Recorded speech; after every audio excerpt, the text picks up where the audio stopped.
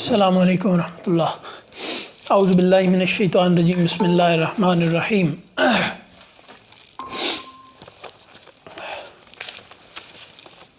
رب اشرح لی صدری ویسر لی امری واحلل عقدۃ من لسانی یفقہوا قولی۔ اللہم ارنا الحق حقا وارزقنا اتباعہ وارنا الباطل باطلا وارزقنا اجتنابہ، آمین یا رب العالمین۔ آئیے وعلیکم السلام۔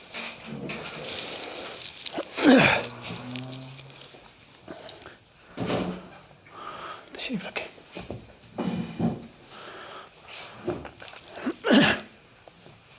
اعوذ باللہ من الشیطان الرجیم، بسم اللہ الرحمن الرحیم۔ وَإِذْ قَالَ إِبْرَاهِيمُ رَبِّ اجْعَلْ هَٰذَا الْبَلَدَ آمِنًا وَاجْنُبْنِي وَبَنِيَّ أَن نَّعْبُدَ الْأَصْنَامَ۔ صدق اللہ مولانا العظیم۔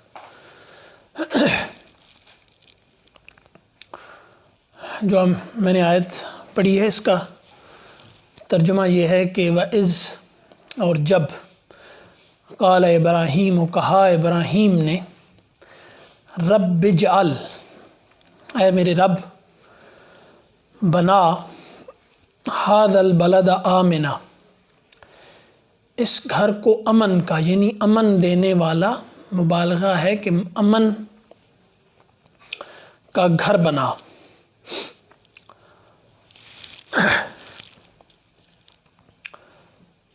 وجنبنی، اور بچا، دور رکھ مجھے، وبنی، اور میری اولاد کو، ان نعبد الاصنام، کہ ہم بتوں کی پرستش کریں۔ یہ حضرت ابراہیم کا تذکرہ تاریخ انسانی کے سب سے بڑے بت شکن کا تذکرہ ہے۔ اور اب یہ سمجھیں کہ جیسے پچھلی گفتگو میں عرض کیا کہ کعبے کی دیواروں پر لگی ہوئی ہر اینٹ شرک کی کسی خاص صورت کی نفی ہے۔ حضرت ابراہیم نے جس طرح سے شرک کے ہر امکان کو چن چن کے مٹایا، یہ انہی کا وصف ہے، اور اسی بنیاد پر ان کو وہ مرتبہ حاصل ہوا کہ انبیاء میں سب سے جلیل القدر نبی حضرت ابراہیم علیہ السلام۔ تو حضرت ابراہیم نے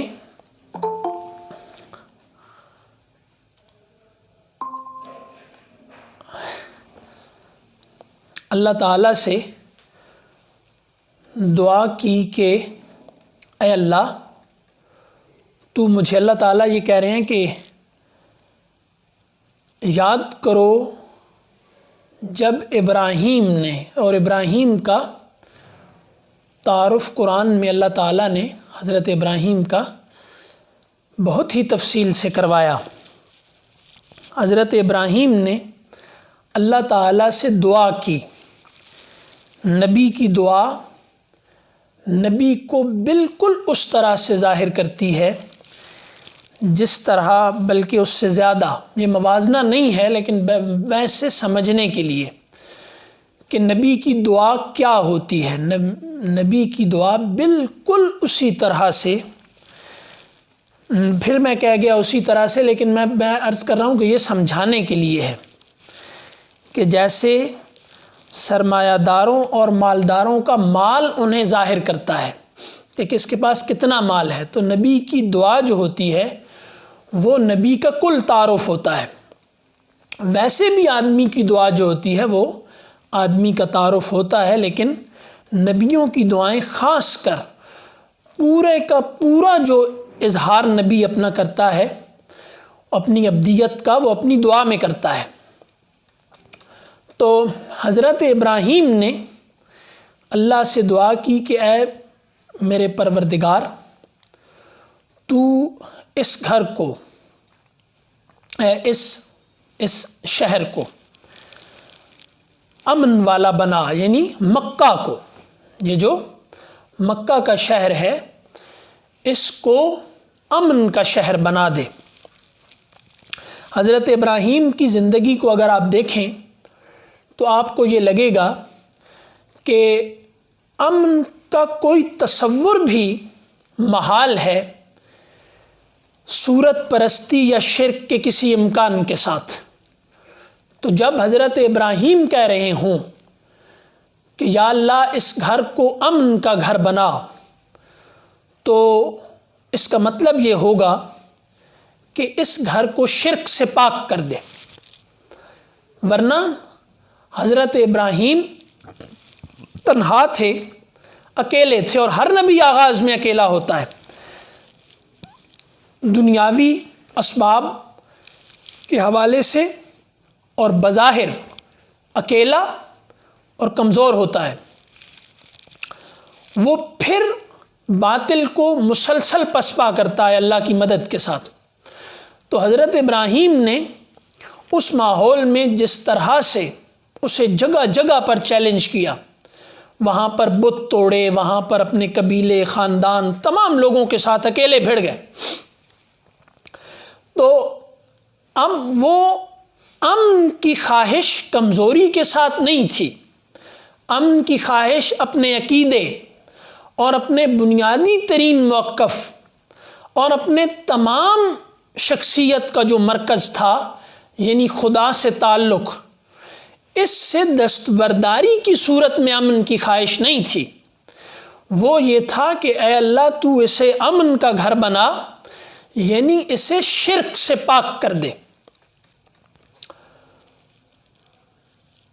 وَاجْنُبْنِي وَبَنِيَّ أَن نَّعْبُدَ الْأَصْنَامَ، اور تو مجھے بچا، سب سے پہلے مجھے بچا۔ تو جو آدمی اللہ تعالیٰ سے دعاؤں کی قبولیت کا تجربہ حاصل کرنا چاہتا ہے، وہ حضرت ابراہیم کے اس اسوے پہ چل کے دیکھے کہ وہ اللہ سے یہ دعا کرے سچے دل سے کہ مجھے گناہوں سے بچا۔ عام طور پہ لوگ یہ کہتے ہیں کہ دعائیں قبول نہیں ہوتی، تو جو آدمی یہ کہہ رہا ہوگا اکثر اس نے کبھی گناہ سے بچنے کی دعا اللہ سے نہیں کی ہوگی۔ ایسے گناہ ہماری زندگیوں میں ہوتے ہیں جنہیں ہم چھوڑنا نہیں چاہ رہے ہوتے، اور ہمیں یہ یا کچھ دعائیں ایسی ہوتی ہیں کہ جو ہمیں پتہ ہوتا ہے کہ اللہ کی پسندیدہ دعائیں ہیں، لیکن ہمیں یہ ہوتا ہے کہ اگر یہ دعا میں نے اللہ سے مانگ لی تو یہ دعا کہیں قبول ہی نہ ہو جائے۔ یہ میرے اندر کا وہ یقین ہے کہ دعا اللہ قبول کرتا ہے۔ میں کہہ رہا ہوں کہ نہیں کرتا، اس سے پوچھیں کہ کبھی تو نے اللہ کی نبیوں کی پسندیدہ دعائیں کر کے دیکھا ہے؟ تو کبھی نہیں کی ہوں گی، اور اگر وہ مخلص آدمی ہے تو کرے گا، ورنہ مشکل کام ہے، کیونکہ آدمی کو مومن بہت بھی گیا گزرا ہو تو اس کو بہرحال اس بات کا یقین ہوتا ہے کہ اللہ ہے اور وہ دعائیں سنتا ہے، وہ دیکھ رہا ہے، ایک ہوتا ہے اس کے اندر۔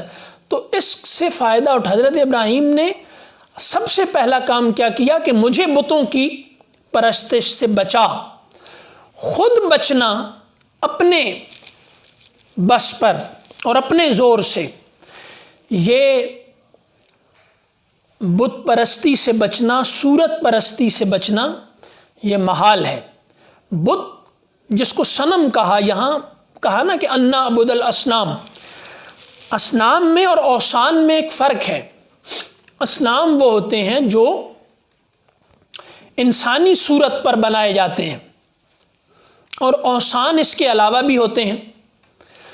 تو آدمی، انسان جو ہے، اس نے اصل میں جیسے کہا نا کہ اپنے آپ کو معبود بنا لیتا ہے، وہ اپنی خواہشات کو معبود بنا لیتا ہے۔ تو حضرت ابراہیم جب یہ دعا کر رہے ہیں کہ یا اللہ میں نے اور میری اولاد نے بھی، ہم نے صورت کے خلاف سورت کے مقابل بہت جنگیں لڑی، ہم نے سورت کے بہت حملے پسپا کیے، لیکن ایک حملہ بہت خطرناک ہے جس کے لیے خاص طور پر اللہ سے مدد مانگی کہ یا اللہ ہمیں تھام، وہ ہے نفس پرستی۔ ٹھیک ہے، نفس پرستی بت پرستی ہے، نفس پرستی شرک ہے، اور یہ سب سے خطرناک ہے۔ اس لیے حضرت ابراہیم نے کہا کہ ہمیں، یا ہم اس کو اس طرح سے سمجھ سکتے ہیں کہ حضرت ابراہیم اللہ سے دعا کرتے ہوئے کہہ رہے ہیں کہ یا اللہ مجھے اور میری اولاد کو نفس پرستی سے بچانا، کیونکہ جب حضرت ابراہیم بیت اللہ کی دیواریں اٹھا رہے تھے، بیت اللہ تعمیر کر رہے تھے، تو بار بار اللہ تعالیٰ سے دعا کیا کر رہے تھے کہ ہم سے قبول کر، قبول کر۔ حضرت ابراہیم ہوں، حضرت اسماعیل ہوں، بیت اللہ کی تعمیر ہو، اور حضرت ابراہیم اللہ سے دعا کیا کر رہے ہیں کہ یا اللہ اس کو قبول کر۔ اتنی بڑی نیکی، اتنی بڑی عبادت، اتنے بڑے انبیاء کر رہے ہیں، لیکن کیا ہے کہ نفس کی آمیزش کا خطرہ رہتا ہے۔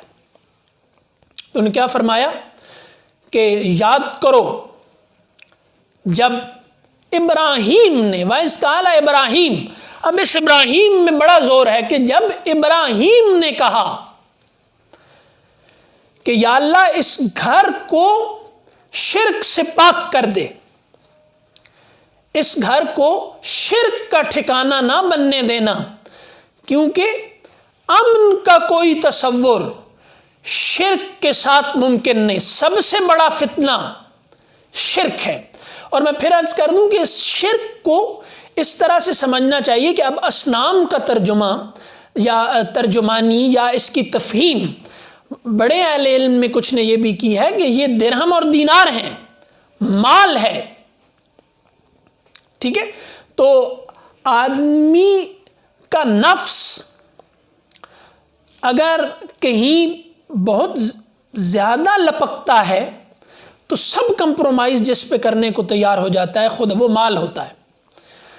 تو اب کوئی امن کا تصور اس کے ساتھ ممکن نہیں ہے کہ انسان کے اندر اللہ سے تعلق ختم ہو رہا ہو، وہ اللہ سے دور ہو رہا ہو، اور اپنے گھر کے اندر، اپنے ادارے میں، اپنے ماحول میں، جس میں وہ رہتا ہے، وہاں پر اللہ سے دوری پر راضی ہو جائے امن کی خواہش میں۔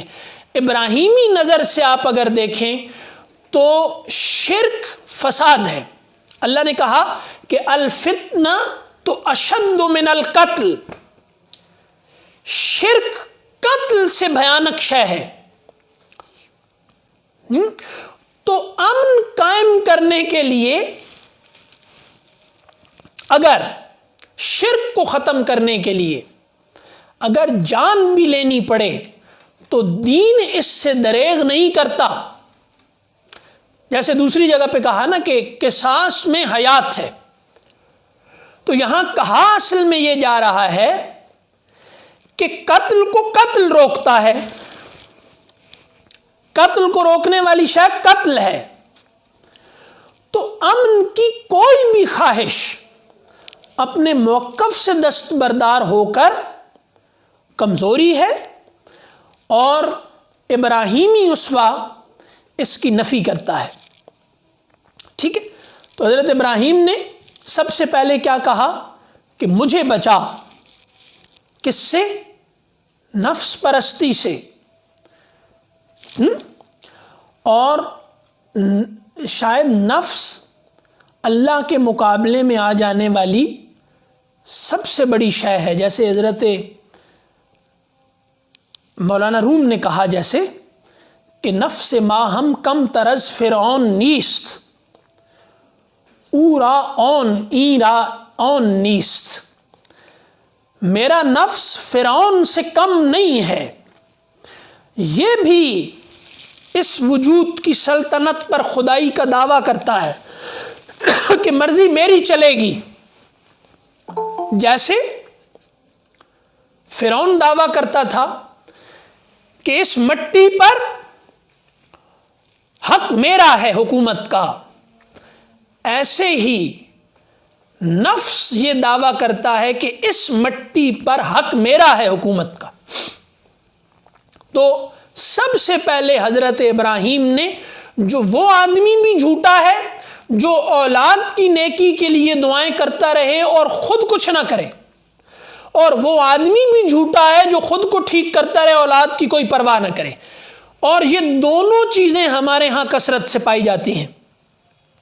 لوگ عام طور پہ پوچھ رہے ہوتے ہیں ارد گرد سے، مختلف جگہوں پر جا کر، اور بہت تحقیق کرتے ہیں کہ اولاد کی تربیت کیسے کی جائے۔ اولاد کی تربیت کی جائے خود خدا کا بندہ بن کے۔ اولاد کی تربیت کا کوئی راستہ اس کے بغیر نہیں ہے۔ والدین خود ٹھیک نہیں ہونا چاہتے، خود اپنے مزے نہیں چھوڑنا چاہتے، خود اپنی زندگیاں اللہ کی مرضی اور نافرمانی، مرضی کے خلاف اور اللہ کی نافرمانی میں گزارنا چاہتے ہیں، اور یہ چاہتے ہیں کہ ان کی اولاد اللہ کی فرما بردار ہو جائے۔ یہ نہیں ہو سکتا۔ حضرت ابراہیم نے سب سے پہلے کہا کہ وجنبنی، اے اللہ مجھے بچا، سب سے پہلے کہ میں اپنی اولاد کے لیے نمونہ بن سکوں۔ تو جو بھی آدمی اپنی اولاد کی تربیت کی خواہش رکھتا ہے اور اپنی اصلاح نہیں کرنا چاہتا اور پیسے دے کر لوگوں سے اپنی اولاد کی تربیت کروانا چاہتا ہے، تو یہ آدمی کامیاب کبھی نہیں ہوگا۔ اس کو یہ سمجھ لینا چاہیے کہ اگر یہ چاہتا ہے کہ اس کی اولاد ہر وقت موبائل میں نہ گھسی رہے اور اس جرم کی مرتکب نہ ہو کہ وہ موبائل کی خاطر انسانوں کو نظر انداز کر رہی ہے، اپنے والدین کو نظر انداز کر رہی ہے، اپنے بزرگوں کو نظر انداز کر رہی ہے، اپنے اساتذہ کو نظر انداز کر رہی ہے، تو اگر وہ ایک مشین، ایک موبائل، ایک حقیر اور گھٹیا چند ٹکوں کے موبائل کی خاطر وہ اپنے ماں باپ کو نظر انداز کر رہی ہے، تو اگر ماں باپ میں غیرت ہے اور وہ اپنی یہ توہین برداشت نہیں کرتے تو انہیں سب سے پہلے اس موبائل کے کنویں سے خود نکلنا ہوگا۔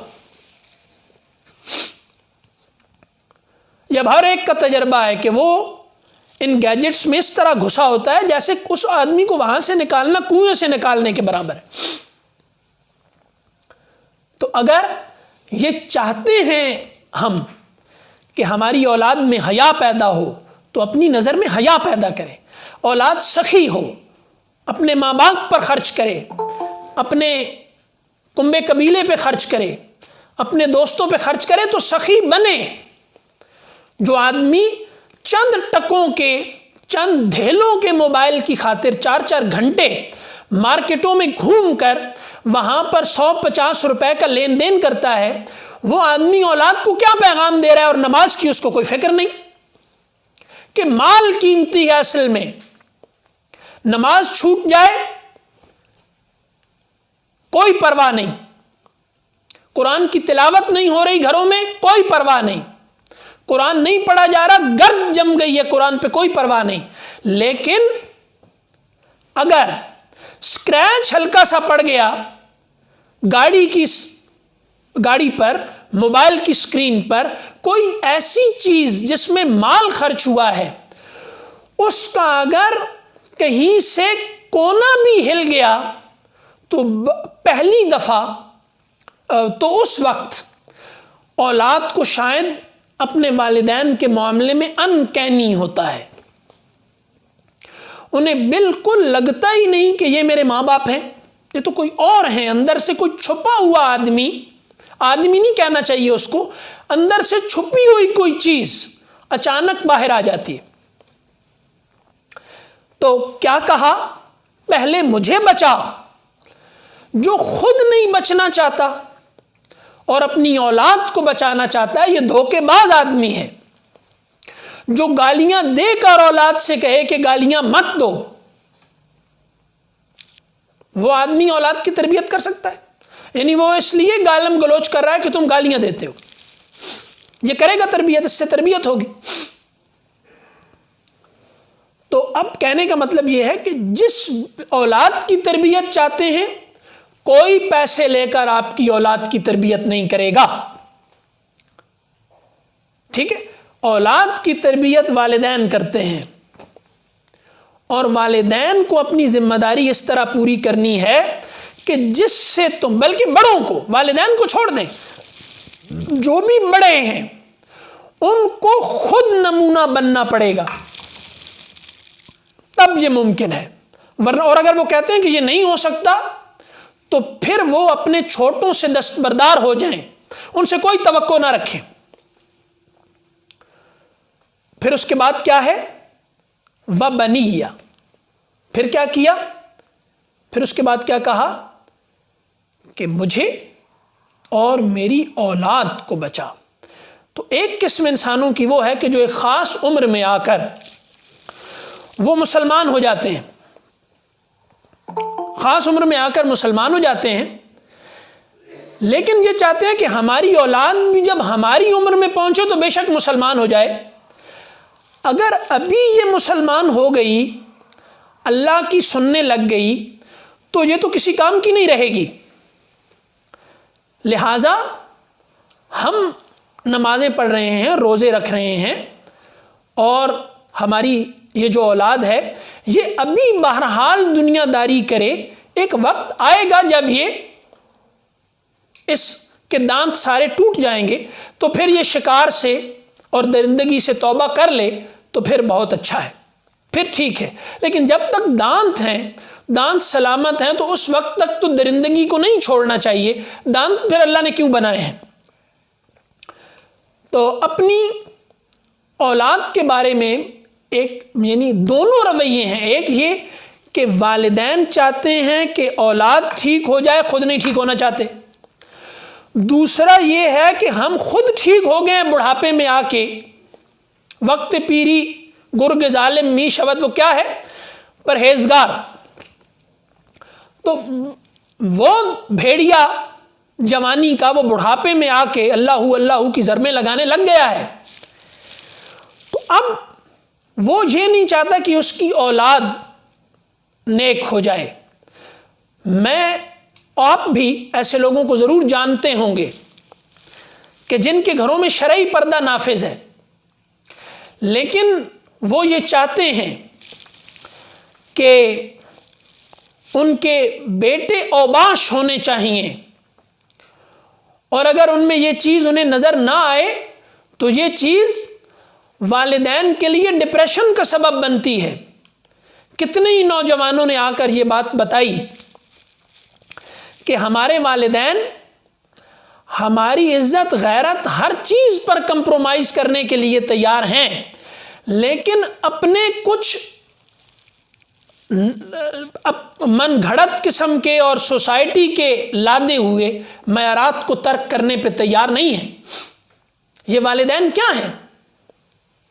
ان کو پتہ ہے کہ ہماری اولاد ہمارے ہاتھ سے بھی نکل رہی ہے اور دین کو بھی تقریباً چھوڑ چکی ہے. یہ ہماری نوجوان نسل، یہ ساری کی ساری اب والدین کی بدنیتی کی سزا بھگت رہی ہے.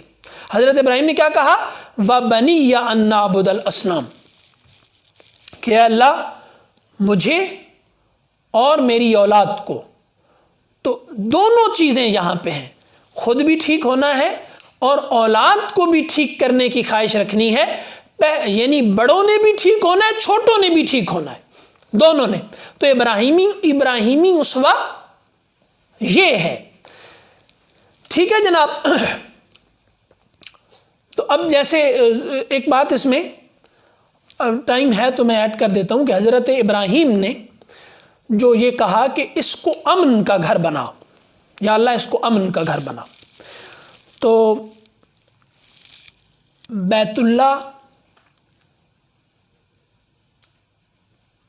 جہاں پہ جو توحید کا مرکز ہے، اس کے مقابلے میں ایک ہے تہذیب بننے والی بیت اللہ کے گرد. بیت اللہ کا ہم طواف کرتے ہیں نا، تو اس کا یہ مطلب بیت اللہ کے گرد ایک تہذیب بنتی ہے، اور ایک تہذیب بنتی ہے بازار کے گرد. اس وقت دو تہذیبوں کا ٹکراؤ ہے. ایک تہذیب ہے جو کعبے کے نگہبانوں نے بنائی تھی اور اب وہ کتابوں میں محفوظ ہے۔ دوسری تہذیب ہے جس کے مینار کعبے سے بھی بہت بلند ہو گئے ہیں، اور وہ ہے بازار کی تہذیب۔ ایک طرف مارکیٹ اور ایک طرف کیا ہے؟ کعبہ۔ تو حضرت ابراہیم جو کہہ رہے ہیں کہ اس کو امن کا گھر بنا، تو امن کے گھر کا مطلب ہے اس کو وفاداری کا گھر بنا۔ بے وفائی کے گھر میں امن قائم نہیں ہو سکتا۔ جہاں بے وفائی کا امکان بھی موجود ہو، جہاں بے وفائی کا گزر بھی ہو، جہاں بے وفائی کی چھوت لگ جائے، جہاں بے وفائی کا ایک جھونکا لگ جائے، وہاں آپ یہ سمجھیں کہ وہ تعلق کے لیے برباد کر دینے والی آندھی ہوتی ہے۔ تو امن قائم نہیں ہو سکتا بے وفائی کے ساتھ۔ اے اللہ اس کو امن کا گھر بنا، اس کو وفاداری کا گھر بنا۔ تو وفاداری اللہ سے وفاداری ہے۔ تو اب کیا ہے کہ حضرت ابراہیم دے کر کیا گئے تھے، جس کو کہتے ہیں کہ حضرت ابراہیم حنیف تھے، یکسو تھے۔ تو اس کا کیا مطلب ہے کہ ہر تعلق کو ڈیفائن کرنے والا ایک تعلق ہے، یہ توحید ہے۔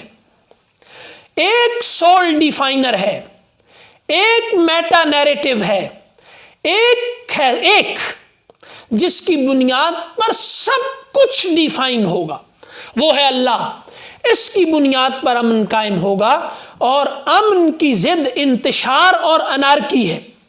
اور یہ بازار کی تہذیب، یہ جدید تہذیب، یہ جو ہالی ووڈ سے، جو ورلڈ بینک سے، یہ جو وال سٹریٹ سے مل کے بنی ہے تہذیب، یہ بازار کی تہذیب، یہ تہذیب بے وفائی پر کھڑی ہے۔ اور اس تہذیب کا یہ نعرہ ہے کہ کوئی سول ڈیفائنر نہیں ہے، کوئی میٹا نیریٹو نہیں ہے، کوئی ایسی بات نہیں ہے جو سب کچھ کو ڈیفائن کر دے اور سارے کے سارے مسائل ایک بات کو ماننے سے حل ہو جائے۔ ایسا نہیں ہے۔ یہ کیا ہے؟ یہ ہے کہ نیٹ کا کنیکشن چلا گیا۔ اچھا، تو آپ تو بیٹھے ہیں نا، ٹھیک ہے جی۔ تو اگر آپ نے دیکھنا ہو کہ ابراہیمی اسوہ اور حضرت ابراہیم کی بنائی ہوئی جو دنیا ہے وہ کیا ہے؟ وہ وفاداری کی دنیا ہے۔ اور اس کے مقابلے میں انبیاء نے مسجدیں بنائی اور انبیاء کے مخالفوں نے بازار بنائے۔ خود رسول اللہ علیہ وسلم فرما کے گئے کہ روئے ارض کی بدترین جگہ بازار ہے اور روئے ارض کی بہترین جگہ مسجد ہے، اور کہا کہ کعبہ کی بیٹیاں ہیں سب مسجدیں، تو سب سے بہترین جگہ کعبہ ہے۔ لیکن یہ جو اساتذہ اور اہل علم نے جو باتیں کی ہیں کہ ہم اس وقت اصل میں بندے ہیں۔ بندہ کون ہوتا ہے؟ جو بند ہو جائے، بند ہو، جو قید ہو، جو ہم بندے ہیں جدید تہذیب کے۔ ہم بیت اللہ میں بے ادب ہیں اور کھانے پینے کے ہوٹلوں پر اور پی سی میں اور کون سے ہوٹل ہیں بڑے بڑے، 2-4 نام ان کے جو ہیں، وہاں ہم مؤدب ہوتے ہیں، ہم وہاں بہت مؤدب ہوتے ہیں۔ کیوں؟ وہ بازار ہے، بازار میں ہم مؤدب ہوتے ہیں۔ مسجدیں دیکھ لیں اور بازار دیکھ لیں، ہمارے بڑی بڑی دکانوں میں داخل ہوتے ہوئے لوگ دیکھیں، بڑے بڑے برانڈز کی دکانوں پہ داخل ہوتے ہوئے لوگ دیکھیں، مسجدوں میں داخل ہوتے اور نکلتے ہوئے لوگ دیکھیں، آپ کو پتہ چل جائے گا کہ ہم بندے کس کے ہیں، ہمیں باندھ کس نے رکھا ہے، ہم بند کہاں ہیں، ہم کہاں بند ہیں، ٹھیک ہے، ہم بندے کس کے ہیں۔ تو یہ کیا ہے؟ یہ ہے اصل میں۔ تو حضرت ابراہیم کیا کہتے ہیں؟ تم حصار میں کعبہ کے ہو، جہاں بھی ہو تمہارے گرد ایک حصار ہے، یہ بیت اللہ کا۔ تو اس کا مرکز تعمیر کیا کس نے؟ حضرت ابراہیم نے، ٹھیک ہے۔ تو اب حضرت ابراہیم جب اللہ سے دعا کرتے ہیں کہ یا اللہ اس کو امن کا گھر بنا، تو اس کا مطلب یہ ہوتا ہے کہ اللہ اس کو وفاداری کا گھر بنا. ٹھیک ہے.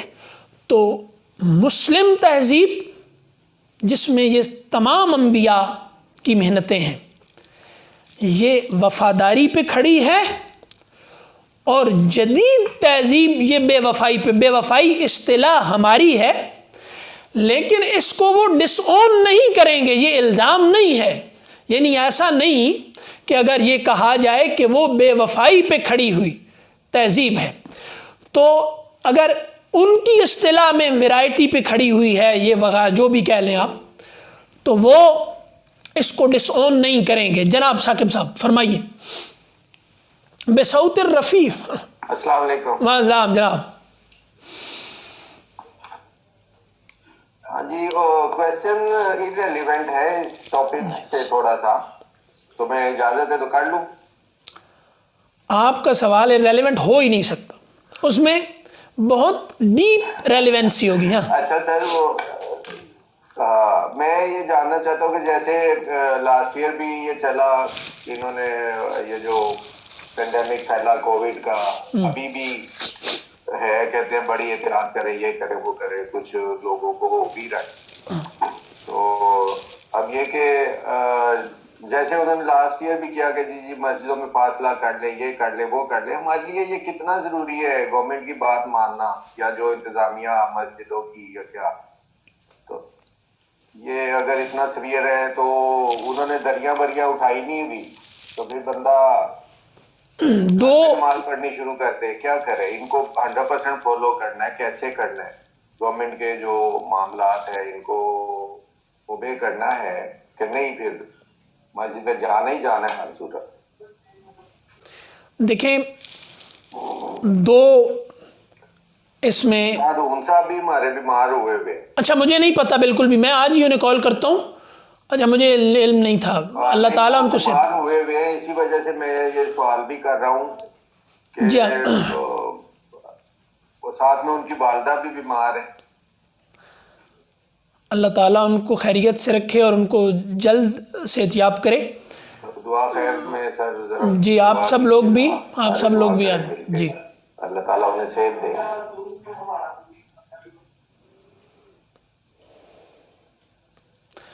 اچھا، اس میں دو رائے ہیں. ایک رائے یہ کہ یہ سب جھوٹ ہے اور فراڈ ہے اور سازش ہے اور یہ ہے وہ ہے. دوسری اس میں رائے یہ ہے، میں ایک منٹ اذان کے بعد عرض کرتا ہوں.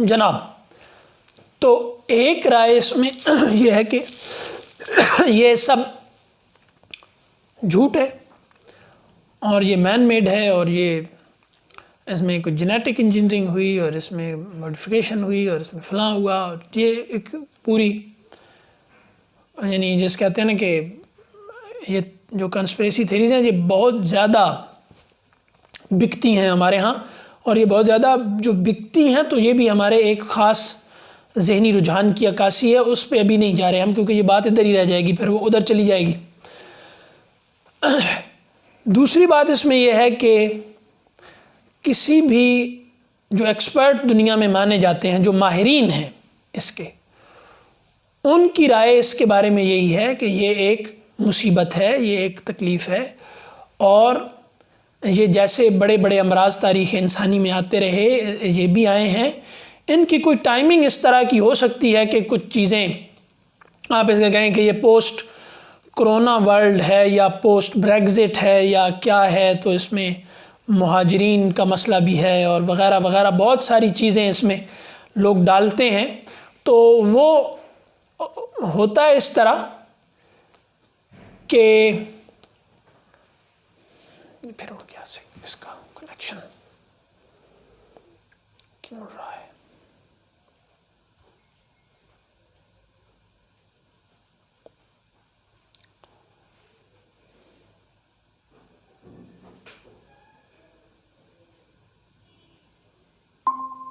جی وہ درمیان میں پتہ نہیں اس کو کوئی مسئلہ ہو گیا تھا۔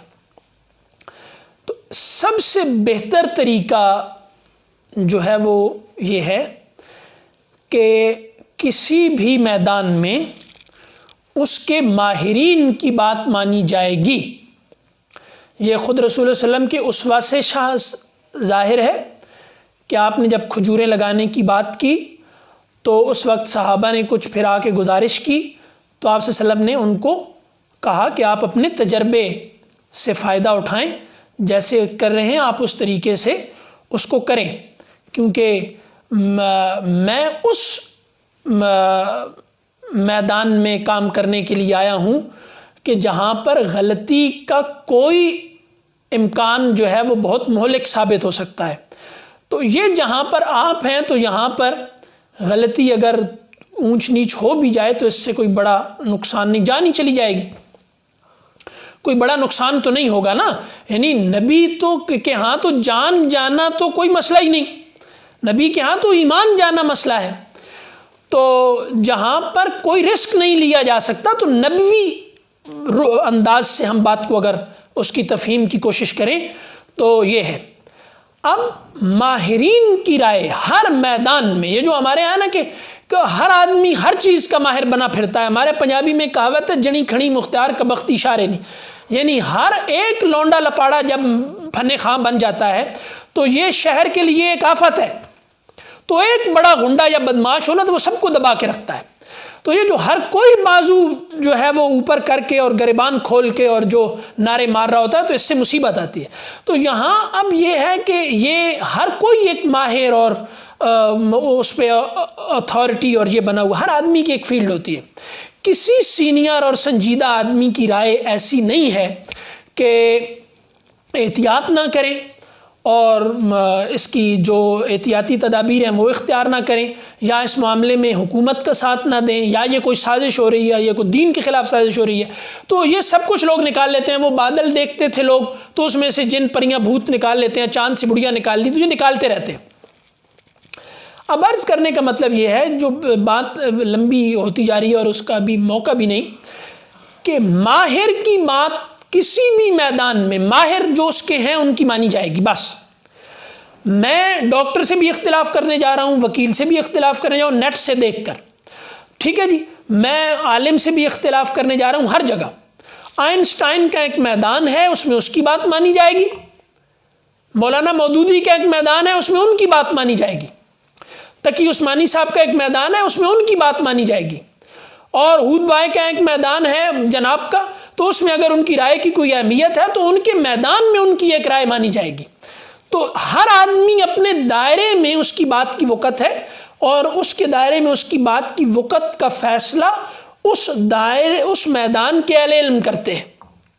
تو ہمیں ابھی تک یہی اور دوسری بات یہ کہ حکومت کی اطاعت اس دائرے میں لازم ہے کہ جس میں دین، جس کی اطاعت کرنے میں دین میں کوئی حرج واقع نہ ہو رہا ہو. اس کے بغیر نظم ممکن نہیں ہوتا. تو ریاست کو کمزور کرنا، انارکی پھیلانا، یہ خود فساد ہے. ایک آدمی کہے کہ میں اشارہ توڑ دیتا ہوں تو اس میں کیا گناہ ہے؟ تو ہماری بات اس پہ کئی دفعہ ہو چکی کہ اگر آپ سیکولر موریلٹی میں، جس کا دائرہ ہمارے اور ان کے درمیان مشترک ہے، اگر آپ اپنے مد مقابل سے آگے نہیں بڑھیں گے تو دعوت دینے کے لیے جو راستے ہیں نا، راہیں، وہ بھی ہموار نہیں ہو سکتی. تو اس لیے جو بھی ہدایت حکومت کی طرف سے آئے اور ماہرین کی طرف سے آئے، اس کے کچھ ماہرین ہیں، وہ جو کہیں گے، جیسے دین کے معاملے میں بات دین کا عالم کرے گا، کسی کو اور اس پہ بولنے کی اجازت نہیں ہے. اسی طریقے سے ڈاکٹر کا میدان ہے، اس میں ڈاکٹر کی بات مانی جائے گی. مطلب ڈاکٹر کہتا ہے کہ آپ اس بچی کا آپریشن کروا دیں ورنہ موت واقع ہو جائے گی، تو جو آدمی یہ نہیں کرواتا اور رسک لیتا ہے، اس پر قتل کا مقدمہ دائر ہو سکتا ہے. اس نے ماہر کی رائے نہیں مانی. ہاں، آپ ڈھونڈیں ماہرین. آپ ایک نالائق آدمی کے پاس کیوں جاتے ہیں؟ یہ آپ کی ذمہ ہے. لیکن جو ماہرین ہیں، اور ایک اور عرض کروں، آخری بات، مطلب آخری کہہ رہا ہوں کہ لیکن یہ ہے کہ ادھر سے ٹائم جا رہا ہے اور ادھر سے باتیں، جیسے ادھر سے نا ٹائم بہت ہوتا ہے تو بات کوئی سوچتی نہیں، اور ٹائم نکل رہا ہوتا ہے. ماہر کہتے ہیں اس آدمی کو جس کے پاس غلطی کا جواز ہوتا ہے. ماہر کسے کہتے ہیں؟ جو غلطی کرنے کا حق رکھتا ہے. اور اناڑی کون ہوتا ہے؟ جس کے پاس غلطی کا حق نہیں ہوتا، وہ بالکل ٹھیک کر دے تکے سے. اس کو سزا دی جائے گی اس کی کہ تو نے چھیڑا ہی کیوں، ہو گیا ٹھیک لیکن تکے سے ہوا، تو نے کیوں کیا. اور دوسرا آدمی ہے، وہ ماہر ہے، اس سے غلطی ہو گئی، اس کی جان چلی گئی. مطلب ایک ماہر آدمی میرے سر کا آپریشن کرتا ہے اور اس میں نقصان ہو جاتا ہے، میری جان چلی جاتی ہے، اس کے پاس اس کا جواز ہے، شرعی بھی قانونی بھی. اور دوسرا آدمی ایک ایسا آدمی ہے کہ جو مطلب میری کلائی ٹھیک کرتا ہے اور اس کے نتیجے میں میرے دل پر کوئی اثر پڑتا ہے اور میری جان چلی جاتی ہے، اور اس کا کچھ تجربہ نہیں، تو اس پر اس کو اس کی سزا دی جائے گی. مطلب مجھے کوئی ٹھیک کر لیتا ہے تکے سے تو اس کو سزا دی جائے گی. اور ماہر ہے، اس سے غلطی ہو گئی، اس کو اس کی چھوٹ ہے. تو ماہر کون ہے؟ تو یہ ماہرین جو رائے دیں، قانون کے ماہرین. ہاں، یعنی یہ ایک نالائکی ہوتی ہے، کمزور دماغ جو ہوتا ہے نا، وہ سازش، اور مطلب جیسے کئی دفعہ بات ہوئی کہ ہم اس بات کے مرض میں مبتلا ہیں کہ ہم مخالف کی کامیاب منصوبہ بندی کو سازش کہہ دیتے ہیں. تو بھائی اگلے نے سازش کی ہے نا، اس نے کی، تو تم بھی کوئی راستہ نکالو. اسی طرح کے ماہرین لے آؤ، بڑے بڑے لوگ لے آؤ جو تمہاری رائے دیں، اور تم کہو کہ اس طرح کے ہمارے، اگر پاور تمہارے راستے میں آتی ہو تو پاور حاصل کرو. جو موجود پاور سٹرکچر ہے اس میں اپنی رسائی پیدا کرو. یہ کرو تو پھر ایک طریقہ ہے پوری دنیا میں. ان باتوں سے کچھ نہیں ہونے والا. مطلب یہ بات شاید میں نے ضرورت سے زیادہ کر دی ہو حسب عادت، لیکن میرا خیال ہے کہ بات ہو گئی ہوگی. کیوں ثاقب صاحب؟ جی سر ٹھیک ہے جناب، جزاک اللہ. کیونکہ اب ایک فتنے کی طرح یہ بات ہمارے ہاں نا مصیبت پڑی ہو، ہر آدمی. اس وجہ سے میرے ذہن میں آتی تھی نا، آپ کسی مسجد میں جائیں وہاں پہ گیپ رکھ کے کروا رہے ہیں، کسی مسجد میں جائیں انہوں نے قلین اٹھائے ہوئے ہیں، کسی مسجد میں جائیں وہ جوڑ کے کر رہے ہیں، قلین بھی بچھے ہوئے ہیں، دریا بھی بچھی ہوئی ہے. ہم قوم تھوڑا ہی ہیں. اگر کوئی کہتا ہے 55-60 سال کا بندہ نہ جائے، کوئی کہتا ہے ہم قوم نہیں ہے نا، ہم قوم نہیں ہے، ہم قوم ہے ہی نہیں. کیفیت ہے، کرے کیا بندہ. میں یہی عرض کر رہا ہوں نا کہ جب ہم یہ رویہ اختیار کریں گے کہ ماہرین پیدا کرو اور ماہرین کو فالو کرو، بس تو ہم ٹھیک ہو جائیں گے انشاءاللہ. ابھی مسئلہ یہ ہے کہ ماہرین کہہ رہے ہیں یہ مسئلہ ہے، وہ کہہ رہے ہیں نہیں یہ مسئلہ نہیں ہے، یہ جھوٹ ہے، یہ فراڈ ہے. ڈرے وہ بھی ہوئے اندر سے. لیکن بھائی تمہیں کوئی مطلب میں نام نہیں لیتا کسی کا، لیکن ایک آدمی جس کو بہت تیزی سے بولنے کی مہارت حاصل ہے، اس کے علاوہ اس کو کسی چیز کی مہارت حاصل نہیں، وہ آدمی کہتا ہے کہ فلاں معاملے میں کرونا کی ویکسین میں یہ سازش دریافت ہو گئی ہے، مطلب اس آدمی کو کسی نزلہ زکام ٹیسٹ کرنے والی کوئی لیبارٹری بھی اپنے دروازے کے پاس نہ پھٹکنے دے، تو لوگ اس کو آتی ہے، اس کا کلپ آتا ہے اور 5 منٹ کے اندر اندر اس کو 50,000 بندہ دیکھ لیتا ہے۔ یہ قوم کا حال ہے۔ یعنی جس آدمی کی بات پر کان نہیں دھرنے چاہیے، یہ سننا غلط ہے اس کی بات کو، اس کو اتنے لوگ سنے جا رہے ہیں۔ تو جب یہ ہوگا تو یہی ہوگا۔ ماہر آپ کس میں آپ نے وقت لگایا ہے، آپ کے اساتذہ کون ہیں، آپ کا میدان کیا ہے، آپ وقت کس چیز کو دیتے ہیں، اس پہ بات کریں۔ دوسری بات ہم آپ کی نہیں سنیں گے، بس۔ تو یہ ایک عامیانہ پن، مطلب یہ کوئی طریقہ ہے کہ ایک طرف ماہرین بات کر رہے ہوں اور ایک طرف بے تکے لوگ لگے ہوں اور ان کی رائے کو لوگ سنے جا رہے ہوں، ماہرین کو بھی اسی طرح سنے جا رہے ہوں، تو یہ بربادی ہے۔ ہمیں اپنے رویے ٹھیک کرنے ہوں گے۔ السلام علیکم۔